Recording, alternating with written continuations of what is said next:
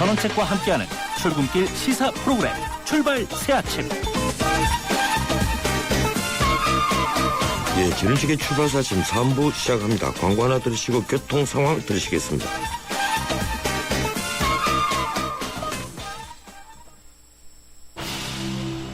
눈부신 광채 피부 그 이상.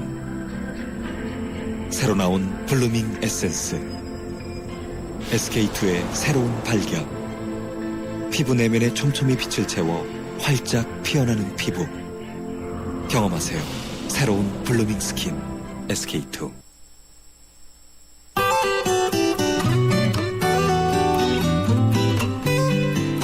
출발 새 아침 교통정보입니다. 자동차 전용 도로 중에서 그나마 여유가 있었던 내부순환로에 사고가 발생했습니다. 성산대교 쪽으로 가는 길이고요. 종암분기점 지난 지점 1차로에서 충돌 사고입니다. 이 때문에 이 부분 일대로 속도가 떨어지고 있고 사고 지점을 지나서도 정릉램프까지는 정체입니다.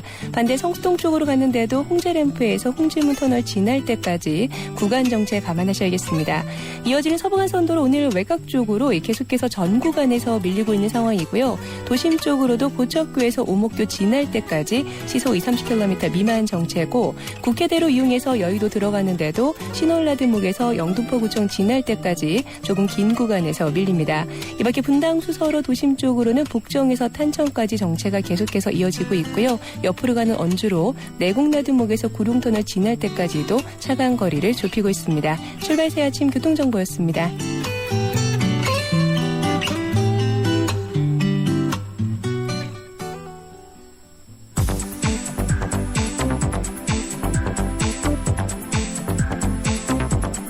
이 시간 주요 경제 소식, 경제 뉴스 브리핑. 예, 이번에는 경제뉴스 듣겠습니다. 한국경제신문 김윤석 기자 전화 연결돼 있습니다. 안녕하세요, 김 기자님. 네, 반갑습니다. 예, 어제 미국 증시 또 하락했죠. 이 제니 옐런 미국 연방준비제도 의장이 내년 봄 금리 인상 시사 발언 때문이라는데 1년 남았지 않습니까? 어떻습니까? 좀 전해주시겠습니까? 네, 현재 시간으로 19일 뉴욕 증시에서 다우지수가 114포인트, 0.7% 떨어져서 16,220.17로 거래를 마감했습니다. S&P 500 지수는 0.61%, 나스닥 지수 0.59% 하락했습니다. 시장 개장 때부터 이날 오후 2시에 나올 연방 공개시장위원회 FOMC 회의 결과와 뒤를 이은 옐런 의장의 기자회견을 주목하고 있었습니다. 약보합세를 보이던 증시는 100억 달러의 추가 테이퍼링 결정에 이어서 옐런 의장이 금리 인상이 2015년 봄에도 가능하다고 시사를 하자 급락세를 보였습니다. 옐런이 구체적으로 뭐라고 했습니까? 예, 연준은 이날 회의가 끝난 뒤에 성명에서 양적 완화가 종료된 이후에도 상당 기간 현재 초저금리 기조를 유지하겠다 이렇게 밝혔습니다. 예. 이에 따라서 기자들이 직후에 열린 기자회견에서 상당 기간은 얼마를 의미하느냐, 또 금리 인상을 언제 시작하느냐 이렇게 묻자 옐런은 단정할 수는 없지만 양적 완화 종료 이후 대체로 6개월 정도 지난 후가 될 것이라고 밝혔습니다. 시장에서는 양적 완화가 적어도 올해 안에 종료될 것으로 전망을 하고 있습니다. 금리 인상이 내년 봄부터 시작될 수도 있다는 의미입니다. 연준은 금융위기가 터진 2008년 이후에 기준금리를 0%에서 0.25%로 계속 유지해왔습니다. 옐런은 또 최근 고용, 산업생산, 주택건설 등의 지표가 부진한 원인에 대해서는 상당 부분 이상 한파와 폭설 때문이라면서 곧 이런 요인이 소멸될 것이라고 밝혔습니다. 좀 나아진다는, 계속해서 회복된다는 얘기겠죠. 예, 양적 완화도 추가 축소된다는 것인데 사실 이 점을 청취자가 좀 오해를 하는 것 같아요. 아직까지는 양적 완화가 축소된다는 말은 지금 550억 달러 마치 채권을 계속해서 사들이는 것, 아직은 돈을 푸는 것 아니겠습니까? 네, 지금도 계속 사들이고 있었습니다. 원래 매월 850억 달러를 사들이고 있었는데요. 두 번을 축소를 했고요. 지금 이번에 축소를 해서 현재 매달 650억 달러의 채권을 사들이고 있는 거를 다음 달부터는 550억 달러로 사들이는 걸로 줄입니다. 그래서 이제 올해 말쯤이면은 아마 양적 완화가 이 돈을 푸는 걸 축소가 되겠죠. 예, 그렇죠. 오늘 우리나라에서는 오후에 청와대에서 규제개혁 끝장 토론이 열리죠? 예, 박근혜 대통령 주재로 오늘 오후 2시부터 민간 합동 규제개혁 점검회의가 열립니다. 회의에는 장관들뿐 아니고요. 정경련 또 대한상의 중소기업 중앙회 등 평소 정부회의 단골로 참석했던 사람들 외에도 치킨집 사장 등 그 소상공인과 자영업자 등 민간인 참석자가 60명이나 포함이 됩니다. 대통령이 암덩어리 같다는 규제로 그 삶이 팍팍해진 영세 자영업자들의 얘기를 직접 듣고 또 끝장 토론으로 해법까지 모색하겠다는 의도입니다. 전 과정이 KTV로 생중계가 되고요. 그 대통령이 최근 규제를 터부자열 원수라고 불러서 그 화제가 됐었는데 이번 회의는 그 기업 애로를 풀어줘서 수출을 크게 늘렸던 그 1970년대 그 전 박정희 대통령이 주재했던 무역진흥회의를 연상시키기도 합니다. 이번 회의를 계기로 과연 각종 규제가 조금이라도 사라질지 아니면 그저 신용으로 끝날지 지켜봐야겠습니다. 예, 이 김 기자가 말씀하신 대로 과거의 무역진흥회의가 생각나는군요. 예, 어떻든 이 규제개혁회의, 이 경제뉴스 브리핑 뒤에 3부에서 또 전문가와, 예, 또 전문가 의견을 한번 들어보겠습니다. 이 재건축할 때 전용 면적 60제곱미터 이하 소형 주택을 전체 가구 수의 20% 이상 짓기로 한 이 규제가 없어진다면서요. 이 재건축의 대못을 박았던 참 이 큰 규제였는데 앞으로 재건축이 훨씬 쉬워지겠군요. 예, 국토교통부가 그 소형주택 의무 공급 비율 완화 조치를 담은 그 도시 및 주거환경 정비법, 도정법이라고 부르는데 이 시행령 개정안을 오늘 입법 예고를 합니다. 현행 도정법 시행하는 그 재건축 사업 때 가구 수의 60% 이상을 85제곱미터 이하로 짓되 수도권에서는 이 범위 안에서 60제곱미터 소형주택의 비율을 시도가 조례로 정할 수 있도록 하고 있습니다. 이를 근거로 서울시와 경기도는 60제곱미터 이하 주택을 20% 이상 짓도록 해왔습니다. 이 때문에 사실은 그 재건축 시에 수익성을 맞추기 어려워서 많은 재건축 사업이 중단되거나 포기되기도 했습니다. 이번 제정안은 그 시도 조례에서 정할 수 있도록 한 이런 조항을 폐지해서 앞으로는 서울 경기도에서도 다른 지역과 마찬가지로 80제곱미터 이하 주택을 60% 이상만 짓기만 하면 됩니다. 규제가 생긴 지 5년째인데요. 이번 규제 폐지로 재건축이 활성화돼서 주택 공급이 늘어날 것으로 보입니다. 소형주택 공급량이 줄어드는 게 아니냐는 그런 지적도 있는데요. 최근 소형주택에 대한 그 시장 수요와 공급이 자발적으로 크게 늘어난 데다가 또 오피스텔 등 60제곱미터 이하 공급도 대폭 확대되고 있어서 커다란 부작용은 없을 것 같습니다. 예, 고맙습니다. 여기까지만 듣겠습니다. 네, 감사합니다. 예, 지금까지 한국경제신문 김인석 기자였습니다.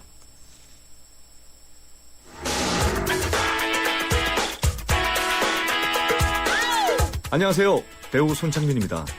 매일 아침 출근길을 밝혀주는 세상살이 길잡이.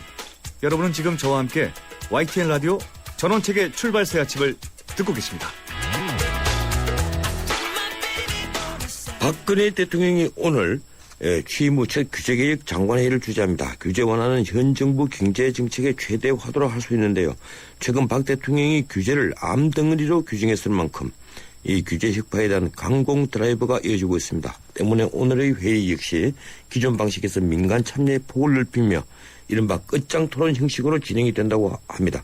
하지만 역대 어느 정부치고 규제 완화를 외치지 않은 적이 없었고 대부분 성과 없이 끝난 경우가 많아서 이번 박근혜 정부의 규제개혁 드라이버 역시 성공을 거둘 수 있을지는 아직까지는 의문입니다. 우리 경제를 막고 있는 규제의 실태와 규제개혁의 성공 조건은 무엇인지 전문가 의견 들어보겠습니다. 고려대 경제학과 이 교수를 역임하셨죠. 이 오정건 아시아금융학회 회장 전화로 연결되어 있습니다. 안녕하세요, 오 교수님. 네, 안녕하세요. 예. 이 청와대에서 전례 없는 끝장 토론이 오늘 오후에 펼쳐집니다. 이 각 부처 장관 및 50명의 민간인이 참석하는 민관 합동 회의 형식인데요. 이 민간인까지 참여시킬 수밖에 없는 배경 어떻게 보고 계십니까? 네, 그동안 말씀하신 대로 역대 정부가 모두 규제 완화, 규제 개혁을 외쳤지만 안 되어온 가장 큰 이유가 언제나 규제 당국인 그 관료들만 모여가지고 얘기를 했었거든요. 예. 다시 말하면 행성 가게 고향들만 모여가지고 얘기하니까 안 되는 거죠. 그래서 이번에는 규제 피해를 보고 있는 피규제자인 민간 기업들이 직접 모여가지고 그분들의 의견을 들어서 그 현장에 규제가 어떤 거 있는지, 어떤 것이 문제인지 이런 얘기를 듣고 규제 완화, 규제 개혁 대책에 반영하기 위해서 이번에 민간인들을 참여시켰습니다. 예, 방금 고양이만 모였다 이렇게 말씀하시는데 좀 제가 중앙 편인 것 같은데. 예, 그럼 오늘은 이제 쥐까지 모인 셈이 되는데 사실 이게 그 중견 중소기업과 자영업자까지 오늘 다 모인다고 합니다만은 이 솔직히 대통령이 있고 감사원장이 있고 총리가 있는 이런 회의에서 제대로 속을 틀어놓는 기업인이 있을까요? 어떻습니까? 저는 없을 거라고 봅니다. 예. 제가 이제 예를 들면은 토론은 오늘 하루지만은 사업은 평생 해야 되는 사업입니다. 예. 그리고 이 규제가 역대 정부에서 단 한 번도 성공한 적이 없기 때문에 이번 정부에서도 성공한다는 확신이 없는 한 평생 가져가야 할 사업에 대한 리스크를 안고 이해하는 사람이 과연 몇이나 되겠는가 하는 그런 참 아쉬움이 있습니다만, 그러나 이번 중요한 의의는 대통령께서 그래도 그동안에 없었던 이런 끝장 토론이라는 형식으로 민간 심지어는 중소기업 대표적에 다 참여시킨 이런 걸 해서 우리나라에서 규제가 그리고 관료들의 규제 문제가 얼마나 심각한지를 일깨웠다는데 저는 큰 의의가 있다고 생각합니다. 그동안 사실상 규제 관료의 문제점을 많이 간간히 얘기는 했지만 이렇게 드러내놓고 얘기하기 상당히 어려웠었거든요. 예. 그래서 거기에 큰 의의가 있다 이렇게 생각을 하고 있습니다. 예. 이 박 대통령 스스로 이 규제를 암덩어리다 뭐 이렇게 규정할 정도로 이 표현이 굉장히 셌는데요. 예. 그래서 개선 의지를 보여왔지만 사실 이게 공무원들이 복지부동하니까 이렇게 발언의 강도가 세진 건데 또 어떻게 보면 이런 규제를 만들어낸 사람도 공무원 조직이란 말이에요. 그리고 그동안에 불필요한 규제가 대부분 다 노정되어 있지 않았습니까? 어떻습니까? 그래서 이제 지금 말씀하신 대로 이 규제가 사실은 공무원의 복지부동 문제다 해가지고 얼마 전에 규제를 완화해서 문제가 되어도 사후 책임을 안 묻겠다 뭐 이런 얘기를 하고 그래요. 예. 저는 문제의 포인트가 어긋나도 한참 어긋났다고 생각을 했습니다. 이 규제가 해결되지 않는 가장 큰 이유는 규제를 통해서 얻는 이익이 너무 크기 때문에 그래요. 요즘 공무원들이 규제를 지고 있기 때문에 재직할 동안에는 산하 피규제 기관들로부터 많은 향응도 받고 대접받죠. 그걸 방지하기 위해서 김영란법이라는 것이 국회에 제안돼 있지만 국회 통과도 안 되고 있습니다, 지금. 예, 그렇죠. 거기다 공무원들의 로비라든지 등등 그런 것 때문에 안 되고 있는 거거든요. 그 다음에 퇴직 후에는 다시 피규제 기관에 내려가서 최소한 10년은 또 일을 합니다.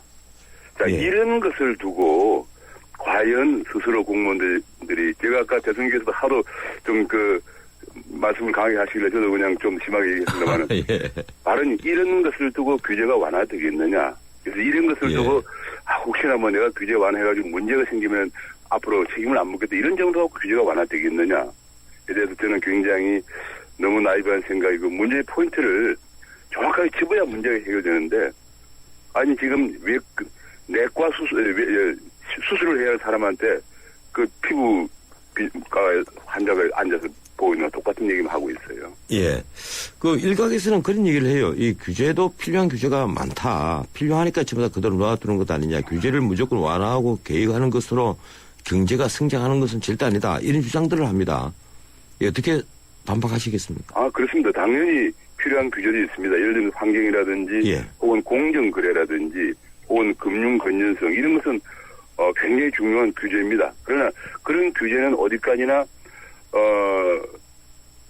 국가의 건전성을 유지하기 위한 규제고 지금 우리나라 규제는 중앙정부 규제, 지방정부 규제, 또 보이지 않는 행정 규제 이런 것들이 거미줄처럼 얽혀 있기 때문에 예. 이것들이 투자도 못하고 해외로 나가고 지금 이제 우리가 계속 성장률이 하락하고 있고 더구나 가장 중요한 것은 공무원들이 내려가서 일하기 좋아하는 금융이라든지 교육이라든지 고부가가치 서비스 산업. 최근에 보니까 교육부 장관이 10몇 명이 대학 총장을 가 있다고 그래요. 이게 교육의 인식입니다. 예, 맞습니다. 그러니까 교육이 우리나라 이 모양이 된 거죠. 금융도 마찬가지입니다. 전부 금융지주회사 회장은행장들이 다 공무원 아니면 관치 옆에 있는 사람들이에요. 그러다 보니까 10년 전에 금융허브 배쳤지만 안 되거든요. 그러니까 이런 것들을 혁신하지 않고는 이제는 청년들이 가고 싶어하는 일자리를 만들어낼 수가 없다는 절박한 이제 거의 마지막까지 왔다 이렇게 보여집니다. 예, 공무원들이 이제 퇴직 후에 규제를 하는 기관으로 가고 또 그런 규제하는 기관이 있기 때문에 또 공무원이 존재하고 예, 쉽게 말하면 악어와 악어새 같은 현상이라고 또 볼 수 있겠군요. 예, 어떻든 지금 규제 개혁을 만약에 시장의 논리로만 풀어가면 결국은 의료 같은 분야에서도 이 영리화가 일어나서 또 일반 국민들에게 그만큼 어려움을 가중시키지 않겠느냐 이런 또 한쪽의 주장이 있거든요. 제 그 생각으로는 예. 일단은 일반 저소득 서민층에 대한 그 여러 가지 그 우리가 보장해야 할 사회 안전망은 또 다른 차원의 문제입니다. 예. 지금 현재 의료만 하더라도 태국만 하더라도 의료 관광객이 1년에 150만 명이 들어오고 있는데 작년에 우리나라는 15만 명밖에 안 들어왔습니다. 우리의 의료 수준인 태국과 비교도 안 될 정도로 잘 돼 있지만은 이게 다 그런 규제 때문에 안 되는 거거든요. 그리고 예. 의사라든지 얼마나 청년들이 하고 싶어하는 직장입니까? 태국이 150만 명의 의료 관광객 유치하는데 우리가 15만 명 가지고 지금 의료 영리 얘기하고 이런 얘기할 계제가 아니에요. 의료 산업은 발전시키면서 그리고 저소득층의 문제는 또 다른 차원에서 해결해 줘야 되고 이렇게 해야 한다고 생각을 하고 있습니다. 예. 이 부동산 정책은 어떻게 생각하십니까? 그동안에 박근혜 정부 들어와서 규제를 참 많이 풀었거든요. 네. 예, 지난 연말까지 하면 이 규제가 이제 풀릴 규제는 어느 정도 풀렸다고 보이는데 아직까지 반전이 일어나지 않는 것 같아요. 가장 큰 건 두 가지. 하나는 이제 너무 지난 6년 동안 규제를 침체해 왔기 때문에 과연 지금 이게 많은 사람들이 지금 이게 집을 살 수 있는 때냐 예. 하는 것에 대해서 굉장히 조심하고 있습니다.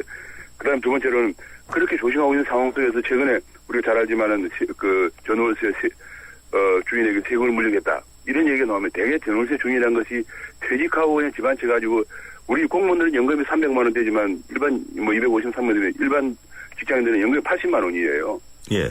80만 원 갖고 생활이 안 되기 때문에 대개 집을 줄여서 월세 하나 놓고 이렇게 사는 게 대부분인데 여기에 세금을 물리겠다고 하니까 이게 깜짝 놀란 거죠. 그래서 지금 이제 다시 위축이 되고 있는 상황이라서 저는 예. 이 문제도 좀 조심스럽고 그야말로 국가 경제 전체를 보는 차원에서 다시 한번 다뤄야 되는 문제다. 이건 규제를 완화했다가 좀 살아나려고 하니까 다시 새로운 규제가 그야말로 중요한 문제가 대두되면서 지금 규정하고 예. 있는 상황들이 보여집니다. 이 박 대통령의 대표적 공약이 지하경제 양성화인데요. 이 사실 지하경제도 탈세와 각종 규제를 피할 목적으로 형성된 것 아니겠습니까? 그 그렇습니다. 규제를 풀면 지하경제가 줄어들 것으로 보십니까? 당연히 저는 그 생각을 왜냐하면 지하경제가 대부분 다 규제를 회피하기 위해서 지하로 숨어든 것들이거든요.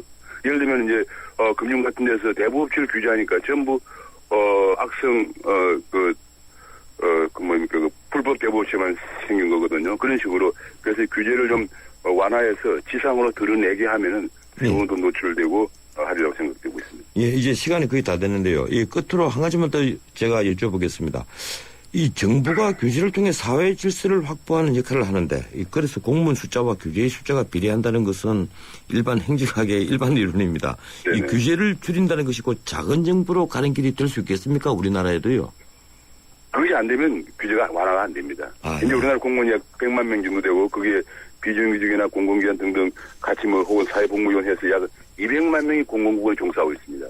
영국 대체는 예. 옛날에 규제 완화할 때 과감하게 공무원을 약 50몇만 명에서 40몇만 명, 11만 명을 줄였어요. 예. 결국은 그 자리를 놔두고는 절대로 규제가 완화됩니다. 자리가 있으면 일을 만들어야 되죠.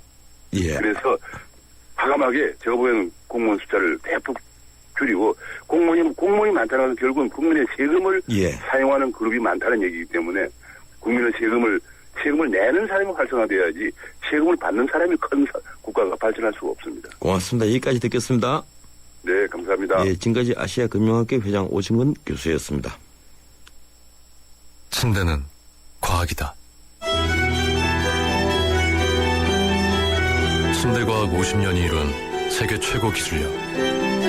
배우던 나라에서 가르치는 나라로 우리 침대에서 자게 할 것이다. 전 세계인을. 에이스 침대. 예, 3부 순서 여기서 마치고 잠시 뒤에 4부 이어갑니다. 300만 경제 수도 인천의 시대가 열립니다. 세계적인 국제도시 홍콩, 싱가포르, 제네바와 어깨를 겨루겠습니다. 2014년 9월 19일 45억 아시아인의 나눔과 화합의 대축전 인천 아시안게임이 펼쳐집니다.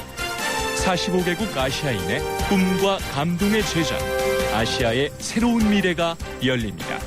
2014 인천 아시안게임과 장아시안게임은 나눔과 배려, 공감이 있는 아시아인의 축제로 모두가 행복한 인천, 시민과 함께 만들겠습니다. 전국적으로 조류 인플루엔자가 번지고 있습니다. 닭과 오리 등을 통해 직접 전염되기도 하지만 사람을 통해서 또 운반 차량을 통해서 전염이 되기도 하는데요. 가급적 농장 출입을 자제해 주시고 출입을 할 때는 반드시 소독을 철저히 해주시기 바랍니다. 닭과 오리들이 갑자기 사료를 적게 먹거나 졸음 증상 혹은 폐사를 보일 경우에는 경기도나 일선시군 가축 방역기관으로 신고해 주세요. 방역을 위해 출입 차단과 이동 제한 등의 불편이 있겠지만 추가 확산을 막기 위한 것이니 적극 협조해 주시기 바랍니다. 지금까지 세계 속의 경기도에서 알려드렸습니다.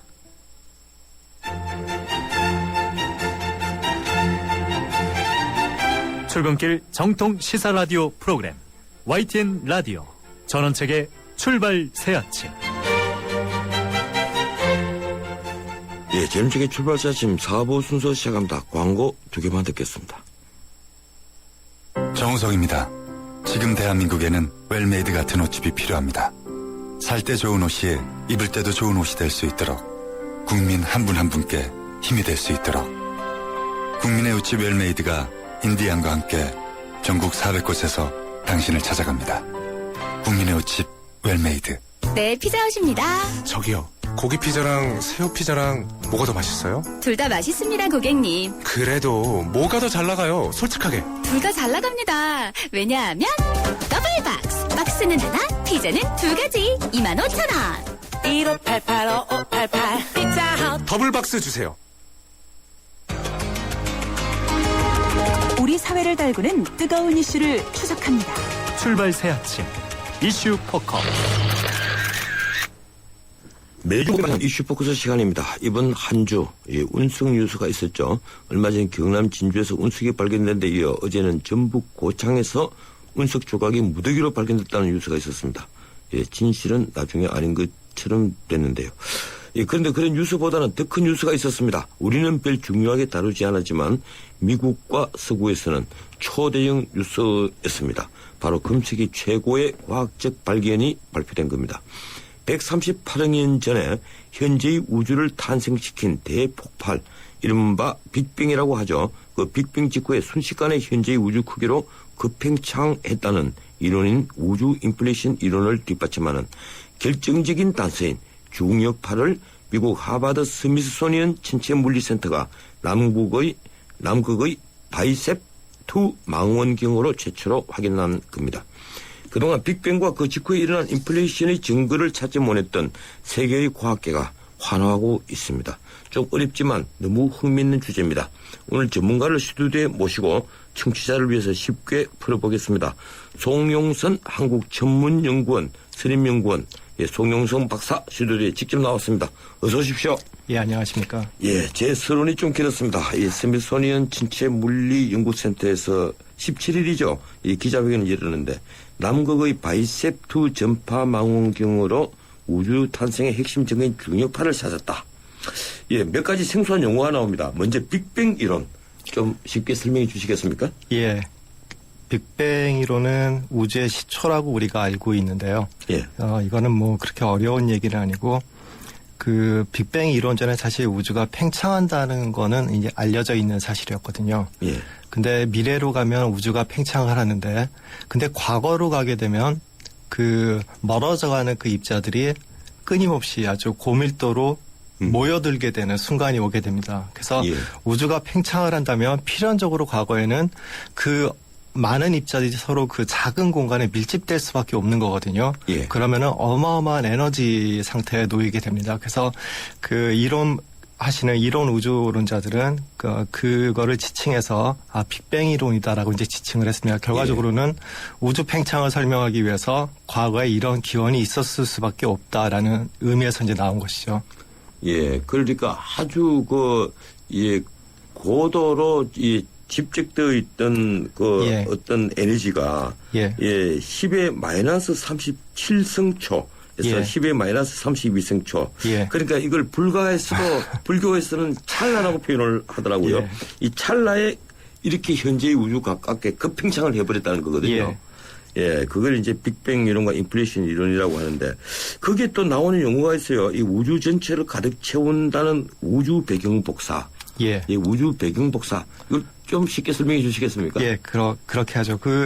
그런데 그 우주 배경 복사를 설명하기 전에요. 예. 그 빅뱅하고 인플레이션을 좀 더 자세하게 설명을 하면 예, 좀 그 이후의 것이 좀 이해하기 쉬울 것 같아요. 그 우주의 시초는 빅뱅이 맞거든요. 예. 근데 이제 우리가 눈으로 하늘을 보면 은하가 보이고 별이 보이고 거기는 이제 생명이 사는데 사실 생명의 기원은 인플레이션이라고 하는 게 맞습니다. 그러니까 순서적으로는 어떻게 되는 거냐면 먼저 빅뱅이 있었고요. 예. 그 조금 전에 말씀하셨듯이 굉장히 찰나기는 하지만 시간이 흐른 후에 인플레이션이 있었고 예. 그 인플레이션에서 은하와 생명의 씨앗이 탄생을 한 겁니다.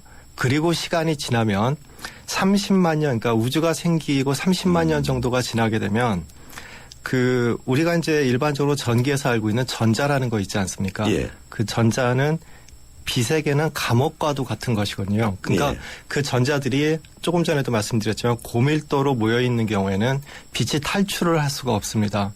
근데 30만 년이 지나고 나면 이를테면 그 감옥의 창살이 이렇게 넓어지게 되는 거죠. 예. 그래서 이제 어떤 동일한 순간에 우주 전 공간에서 빛이 탈출할 수 있을 만큼 감옥의 창살이 넓어지고요. 그러면은 빛이 동시다발적으로 그 탈출을 하게 됩니다. 그래서 우리가 얘기하는 우주 배경 복사는 우주의 나이가 138억 년 전이니까 예. 그때 탈출한 빛이 우리 눈에 보이는 그런 현상을 지칭한다고 생각하시면 더 편하실 겁니다. 예. 그러니까 이 말이 30년 전이지 138억 년에 비하면 또 그것도 극히 짧은 순간이지 않습니까? 예. 예.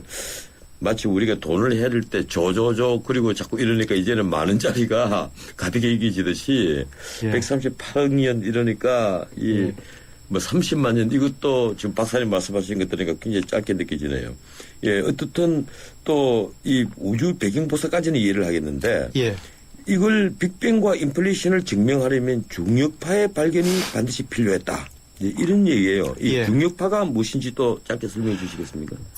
어떻게 보면 이해하기가 굉장히 쉬운 개념이고요. 그러니까 그거를 그 전기로 제가 설명을 드리겠습니다. 그러니까 그 우리가 일반적으로 전기는 잘 이해하고 있는데 전자라는 거 있지 않습니까? 예, 전자파. 그거를 공간에 전자가 정지를 하고 있으면은 우리가 이제 전자기력을 느낄 수가 있거든요. 근데 그 전자가 이렇게 요동을 치게 되면 우리가 전자기파라는 건 지금 스마트폰 쓰고 계시는 분들도 계실 텐데 스마트폰이 그 가능한 이유가 전자기파가 나오기 때문에 전자의 요동에 의해서 중력도 마찬가지입니다. 그러니까 중력원이 정지해 있으면은 만류인력 정도만을 느끼게 되는데 그 중력원이 이렇게 요동을 칠 수도 있지 않겠습니까? 그러면은 전자기파처럼 중력도 중력파를 전달합니다. 이 개념은 보통 분들이 그럼 도대체 뭘 전달하는 거냐라고 얘기를 하는데 그 얼마 전에 어떤 기자분이 그걸 비유를 하시더라고요. 지진의 횡파에. 그러니까 지진의 횡파가 이렇게 지나가면 땅이 이렇게 수축했다가 넓어졌다 하면서 이렇게 전파를 하게 되죠. 그래서 그 중력파라는 거는 일종의 시공간이 이렇게 수축했다 팽창했다 그런 그 움직임을 반복하면서 그 파가 전파가 되는 거고요. 예. 그 우주 초기 중력파가 이제 인플레이션이 존재했다는 그 유일한 직접 증거다. 이런 얘기를 하는데 뭐 그러니까 결국 중력파를 발견하는 것이 그 지금까지 핵심적인 과제였지 않겠습니까? 예, 그렇죠. 예, 과거에 제가 살펴보니까 1993년에 이게 간접적으로 중력파를 입증을 했던 조세프 테일러 교수와 러셀 헐스 교수가 노벨상을 받았더라고요. 그럼 이번에는 어떻습니까? 이게 빅뱅 이론을 처음에 그 제시했던 앨런 구스 MIT 공대 지금 명예교수죠. 그리고 83년에 스탠퍼드대 안드레이 린데 교수가 카오스 인플레이션 이론을 냈던데 또 이번에 또 중력파를 이제 찾아낸 사람들 이 노벨상 받을 사람이 많이 늘어나는 것 같습니다. 예, 제 생각에도 그렇습니다. 우선은 그 노벨위원회가 굉장히 신중한 곳이기 때문에 아마 검증할 때까지 기다릴 겁니다. 그래서 우선적으로 검증이 된다면 이번에 PI가 존 코백이라는 교수님이시거든요. 그분은 노벨상 받으실 것 같고요. 그다음에 이제 2분 정도 더 추가라면 그 실험팀에서 클램 파이크라든지 주요 이제 참가자들이 받을 수가 있고 혹은 인플레이션 초기, 우주 초기를 입증했다는 입장에서 그 상을 수여하게 되면 글쎄 알란 구스, 그러니까 최초 창시자이기 때문에 그 고려될 수도 있지 않을까라고 생각을 하고 있습니다. 예, 그런데 지난번에 어느 신문인가 보니까 근데 앨런 구스 교수나 그리고 또 스티븐 호킹 교수가 이제 빅뱅 이론에 예, 관련돼서 많은 논문을 썼지 않습니까? 예. 이제 그런 분들이 아직 입증이 안 됐기 때문에 노벨상을 못 받을 뿐이다. 그 기사에도 제가 문득 기억이 나는 게 그때 지금 생각해보니까 중력파였던 것 같아요. 이 예. 중력파 같은 어떤 입증이 되면 이 수많은 사람이 한꺼번에 노벨상을 받는 사태가 생길지도 모르겠다. 다 미뤄져 왔다는 거죠. 예, 뭐 그럴 수도 있겠죠. 예. 어떻습니까? 이게 중력파가 아인슈타인이 1916년에 발표한 일반 상대성 이론. 예. 이 일반 상대성 이론은 1919년에 이제 개기일식 때 아프리카와 브라질에서 관찰하면서 그걸 예, 입증이 됐다는 예. 건데 이 일반 상대성 이론으로도 이 중력파가 어느 정도 이론적으로는 다 증명이 됐다면서요? 예, 예. 예, 그거 좀 설명해 주시겠습니까? 예, 중력파는 분명히 있습니다. 예, 분명히 있는데 이제 그거를 관측하기 어려운 게 뭐냐면 사실 시공간이 이렇게 웅축하고 팽창하는 그 현상은 굉장히 그 신호가 약한 현상이거든요. 예. 그래서 지금 현재 기술로는 라이고라는 그 인터페로미터가 그 설치가 되어 있는데 지상에 그 인터페로미터로 한국에서도 많은 분들이 참여를 하고 계시고요. 아마 직접적인 증거는 뭐냐면 아까 조금 전에도 지진의 횡파처럼 그 진동한다고 했으니까 사실 중력파의 가장 직접적인 그리고 직관적인 관측은 그 흔들리는 거 눈으로 봐야겠죠. 예. 그래서 이제 그거는 우리가 이제 관측할 것으로 이제 예상이 돼 있고 이번에 우리가 발견했다는 중력파는 뭐냐면 응축하고 수축하는 그 공간에 빛이 놓여져 있으면은 그 예. 빛도 거기에 영향을 받거든요. 그래서 그 영향에 의해서 평광된 빛을 발견했다는 겁니다. 그래서 이제 직접적으로 관측하는 거는 좀 이제 별다른 문제고요. 예. 지금 오늘 이슈 포커스에서 송영선 한국천문연구원 송영선 박사를 모시고 우주에 관한 궁금증을 풀어보고 있는데요. 여러분들께서도 궁금한 점이 있으신 분들은 샤프 우물증이죠. 샤프하고 0945로 문자로 보내주시면 제가 대신 질문을 드리도록 하겠습니다. 샤프 0945입니다. 예. 지금 우리가 관찰했다는 이 중력파, 이것도 사실은 몇십억 년 전에 탄생한 것이겠군요. 138억 년 전. 예. 그리고 그렇죠. 우주 최초에 맞습니다. 최초에 만들어졌던 예. 나왔던 이 중력파, 그걸 지금 보고 있다는 건데, 예. 어떻습니까? 이 아인슈타인 이 이론을 조금 읽어보니까 중력의 정체를 시간과 공간의 일체가 되어 이루는 시 공간이 뒤틀립니다. 참 말이 어려워요. 이 박사님께서 조금 이 청취자들을 위해서 이 시 공간의 뒤틀림 이걸 좀 쉽게 설명을 좀 해주시겠습니까? 일반 상대성 이론의 가장 핵심은 뭐냐면요. 예. 중력을 일으키는 질량이 놓여져 있으면 공간이 휜다는 것이거든요. 예. 우리가 일반적으로 이제 빛이 휜다는 거는 많이 알려져 있는데 사실은 엄밀하게 얘기하면 빛은 항상 똑바로 직진을 합니다. 근데 공간이 휘어 있기 때문에 빛이 휘어져 있는 것처럼 보이는 거거든요. 예. 제가 도입 부분에 지진의 횡파를 말씀드린 이유는 뭐냐면 그걸 좀 생각하기 쉽도록 마치 그 땅을 일종의 시공간이라고 한다면 중력파가 지나가게 되면 그 땅이 지진파를 전파하기 위해서 땅이 수축했다가 팽창하는 그러니까 그런 현상이 어디에서 일어나냐면 시공간 자체가 중력파가 지나가게 되면 수축했다가 팽창하는 그런 운동을 하게 됩니다. 사실 상상하기가 좀 힘들죠. 빛이 공간이 휜다는 것도 상상하기가 힘든데 그 공간 자체가 정지해 있는 게 아니고 어떤 일반적인 고무풍선처럼 이렇게 움직인다. 근데 그게 사실이거든요. 예. 방금 아주 어려운 몇 가지 문제를 말씀해 주시는데 공간도 휘어진다, 빛도 휘어진다. 이런 아인슈타인의 일반 상대성 이론이 입증되고 나서 뉴욕 타임즈의 헤드라인이 빛이 휘어진다. 뉴턴이 실패했다. 이제 뉴턴이 이론을 아인슈타인이 극복했다는 거죠. 더 타임즈도 그와 비슷하게 나왔다고 그래요. 그런 거 보면 참 아직 우리는 이번에 중력파가 발견되는데도 이 신문 일면에 이걸 다룬 이 신문이 하나도 없었습니다. 과학하는 입장에서는 좀 섭섭했을 텐데 이 우주가 대폭발을 했고 아주 짧은 시간에 우주가 엄청난 속도로 팽창하면서 지금과 같은 우주가 됐다는 겁니다. 이 연구진들이 이걸 어떻게 발견을 했다고 한 겁니까? 저는 대부분 이제 노벨상이 나오게 되면 그분들의 이제 천재성에 대해서 얘기를 하는데 예. 저는 이번에는 그분들의 용기에 대해서 얘기를 하고 싶어요. 예. 그 이유가 뭐냐면 대부분의 관측 같은 경우에는 보면 보인다.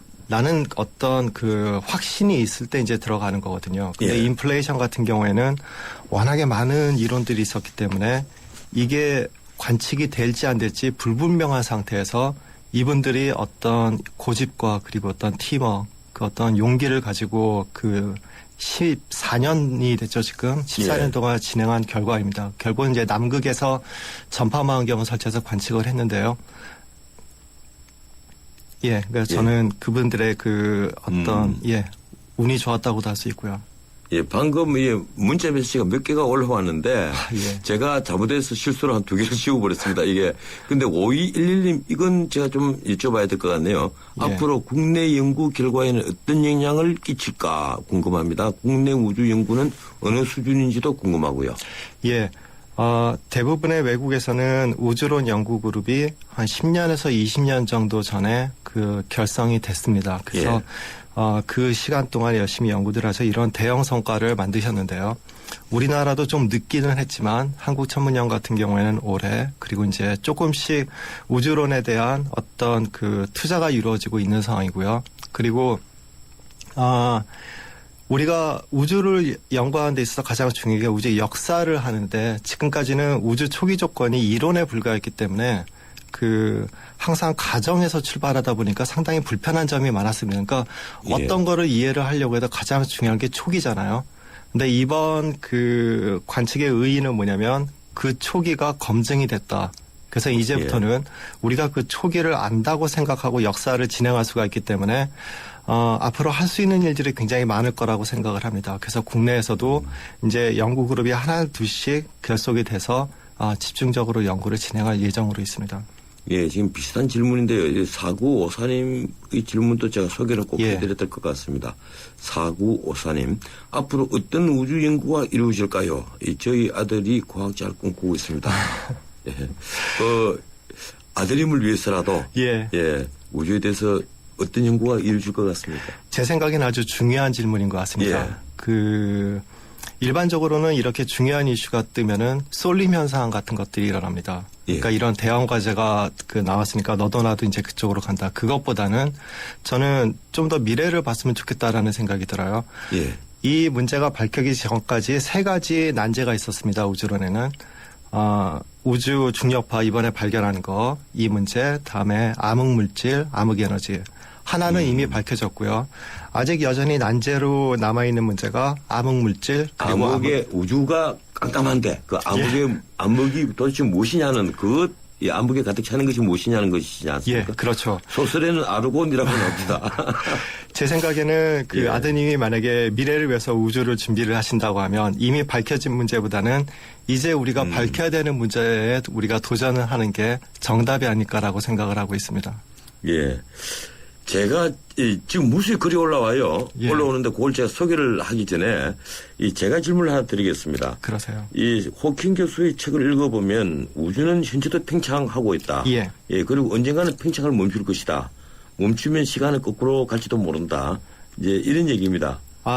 제가 이제 그 부분을 말씀을 드리면 시간의 역사에 나온 얘기인데 그 시간의 역사가 1998년 이전에 출판이 됐거든요. 그렇죠. 근데 1998년 이후에 변했습니다. 그 이유가 뭐냐면 우주 나오고 그다음에 그랜드 디자인 나오고 그랬죠. 그래서 현재는 단순히 팽창하는 게 아니고 가속 팽창한다라는 가속 팽창입니다. 그게 이제 놀라운 이유는 뭐냐면 우주가 팽창을 해도 그 안에 있는 거는 중력이 있지 않습니까? 그 얘기는 뭐냐면 아무리 팽창하려고 노력해서 안에서 무언가 이렇게 잡아 끄는 게 있기 때문에 감속할 수밖에 없습니다. 근데 만약에 우주가 가속을 한다는 얘기는 뭐냐면 우리 이 우주에 반중력 현상이 있다는 얘기거든요. 이게 놀라운 얘기가 뭐냐면 이 지구가 있는데 우리가 알고 있는 모든 물질은 다 위에서 떨어지잖아요. 근데 그중에 어떤 물질은 우주가 떨어지는 게 아니라 중력이 있으면 반대로 움직이는 그 입자가 분명히 있다. 그게 자그마치 70%를 차지하고 있다. 그래서 불행하게도 시간의 역사에서 쓰셨던 스티븐 호킹 교수님의 생각은 이제 1998년에 우주 가속 팽창과 함께 변했고요. 지금은 팽창이 가속되고 있는 상황입니다. 그러면 모든 별과 별들이 거리가 더욱더 멀어지겠군요. 아주 좋은 얘기인데요. 그 의미는 뭐냐면 우리가 우주는 무한하지만 관측할 수 있는 우주는 제한이 돼 있잖아요. 그러니까 빛의 속도가 있으니까 결과적으로 빛의 속도보다 더 그러니까 빠르게 멀어지는 친구들도 있을 거고 결과적으로 이제 우리가 지금 보는 은하들 중에 어떤 것들은 우리가 영원히 볼 수 없는 곳으로 갈 수도 있다는 얘기고요. 예. 이 청취자분들이 제 오류를 또 지적을 해 주셨습니다. 제가 우리 언론이 일면에 보도하지 않았다는데 문화일보와 세계일보가 일면 톱으로 보도했다고 하는군요. 예, 죄송합니다. 이 9779님, 운석은 한국에서 별거대의 응답인가요? 이 뭐 재미있는 질문으로 생각하고 1803님, 중력의 파동이나 시공간의 파동, 그런 것은 공간이나 시간을 이동할 수 있다는 것인가요? 이 질문은 좀 간략하게 대답해 주시겠습니까? 예, 먼저 운석부터 제가 말씀드리면, 예, 운석에는 여러 가지 그 비밀들이 있습니다. 예, 이 부분은 그냥 간략하게 말씀을 제가 이제 느끼는 슬픔은 뭐냐면, 운석이 얼마라는 것보다도 그 운석의 가격보다는 그 운석이 어떤 그 의미를 우리한테 줄 것인가에 좀 관심을 더 많이 가졌으면 좋겠고, 다음에 이제 그 두 번째 시공간을 그 이동하는 시간 여행 그 부분은 저는 어려울 거라고 생각을 합니다. 왜냐하면 시공간이 굽어 있어도 어차피 우리는 그 굽은 공간을 따라서 가야 되기 때문에 근데 이 얘기는 또 나중에 변하게 될지도 모르겠습니다. 예, 칼 세이건 교수 책 봐도 좀 헷갈린 것 같아요. 그 부분은요. 어떤 것은 긍정적으로 방금 박사님처럼 좀 부정적으로 보는 문장도 있고요. 예, 0305님, 그럼 버뮤다 삼각지대가 시공간 간섭계 신호가 최대화되는 곳인가요? 아주 재미있는 또 질문을 했는데 마치 이것까지 대답을 하기를 좀 시간이 없을 것 같습니다. 예, 제가 마지막 질문을 드리겠습니다. 예, 우주 연구에 있어서 이번 발견, 이 큰 의미가 있을 텐데, 앞으로 우리 과학계가, 우리 정부가, 무엇에 좀 집중해야 될 것 같습니까? 시간 한 40초 남았습니다. 예. 우리가 흔히 대형 과제라고 얘기하는 거는 현재는 작은 아이디어입니다. 그래서 우리가 실제로 남들을 따라가는 대형 과제 휩쓸리지 않고 우리가 가지고 있는 그 아이디어를 가지고 미래의 대형 과제를 만들기 위해서는 현재 있는 작은 아이디어를 유지를 하고 지원을 해야 이런 것들이 씨앗들이 미래 대형 과제로 탄생을 할 수 있다. 저는 이제 그거를 좀 말씀을 드리고 싶습니다. 예. 앞으로 우리나라 과학기술처 빨리 회복이 돼서 우리 송영선 박사님 같으신 분이 안심하고 연구할 수 있는 풍토가 만들어졌으면 하는 바람을 가져봅니다. 예, 오늘 고맙습니다. 예. 예, 지금까지 송영선 한국천문연구원 선임연구원이었습니다. 해나루 하나면 돼 식탁 가득 행복해 좋아 해나루 잘 지내 나루 쌀에 감자 사과도 있어 당진 해나루 우리 집 건강 지킴이 행복 지킴이 당진 해나루 당신을 위한 참 좋은 먹거리 당진 해나루 난 기다렸지 프로 설레는 맘으로 빛나지 이대로 멋지지 그대로 그 세상 속에 나로 난 앞으로 지프로 라랄라라 세상의 프로가 되다. LG 지프로2 쉐보레 런칭 3주년 기념 빅 러브 페스티벌 쉐보레 구매 시 매일 3명에게 30일간 300만 원 상당의 경품을 스파크 최대 3년 무이자 할부 말리부 캡티바 최대 3년 1.9% 할부 차종에 따라 최대 100만 원 할인 쉐보레 전시장 방문하고 어린이 그림 그리기 대회에도 참여하세요. 홈페이지 참조 3월 31일까지 어제 우리 정부와 미국 영화사가 어벤져스2라는 영화 제작을 위한 양해각서를 체결했다는 뉴스가 있었습니다. 이 어벤져스라는 영화 1편은 1조 6천억 원이라는 어마어마한 수익을 거둔 초대형 블록버스터 영화입니다. 그런데 영화 내용은 솔직히 말해서 그리 고급스러운 게 아니라 문자 그대로 흥행만을 노린 전형적인 상업 오락 영화죠. 그동안 히트했던 영화의 주인공들, 예를 들면 헐크, 아이언맨, 토르 이런 사람들이 전부 나와서 악당을 쳐부순다는 영화입니다. 이 영화 속편 20분 분량을 서울에서 찍는데 마포대교, 강남대로, 상암동 월드컵 북로 등 여러 곳을 며칠간 하루 종일 길을 막아가면서 찍겠다는 겁니다. 그뿐만이 아닙니다. 우리나라를 홍보하니까 제작 지원을 한다면서 서울에서 드리는 제작비 중에 30%인 최소 30억 정도를 현금으로 지원한다는군요. 정부는 이종원의 홍보 효과가 있다고 주장합니다. 글쎄요, 정부가 말하는 홍보 효과는 알듯한데 이건 우리 국격을 너무 낮추는 홍보 효과 아닐까요? 그런데도 어느 언론도 문제 제기를 하지 않습니다. 오늘은 여기까지입니다. 지금까지 진행의 진은식 변호사였습니다. 내일 뵙겠습니다. 고맙습니다.